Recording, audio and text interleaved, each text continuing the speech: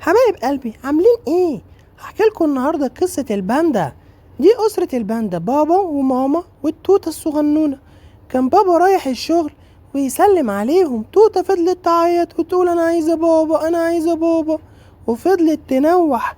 مامتها حاولت ان هي تأكلها لكن هي مش عايزة تاكل، وكانت عمالة تعيط عياط فظيع ومنهارة ومش عايزة تفصل من العياط. وبعد كده مامتها جابت الأرنب وقعدت تعمل لها بيه أشكال عشان تضحكها، وأخيرا ضحكت. وبعد كده شغلت لها التلفزيون وقعدت تتنطط من فرحتها مع الدبدوب.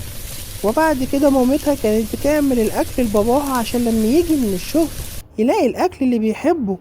وبعد كده فضلت تلعبها والحمد لله هديت، لكن رفضت تاكل عشان باباها مش موجود. ماما تحط لها الاكل لكن هي مش عايزه تاكل. اضطرت مامتها تاكلها وهي واقفه وتسقف لها زي ما انتوا شايفين. وبعد كده خلتها تلعب جنبها في المطبخ علشان تضمن ان هي ما تضرش نفسها. ولما الوقت قرب وبابا قرب يوصل، ماما جريت تحضر له الاكل. وفجأة بابا جه وتوتة جريت عليه تاخده بالحضن عشان فرحانة ان باباها جه. طبعا الدبدوب بياكل قبل ما ياكل مرتين تلاتة، وبعد كده اكلوا كلهم مع بعض. وتوتة كانت في قمة سعادتها وعمالة تضحك في وسطيهم. هي دي العيلة الحنونة اللي بيحبوا بعض كلهم. وقعدوا كلوا مع بعض وبعد كده تعشوا وبعد كده دخلوا ناموا كلهم. وتوتة فرغت الحدوتة.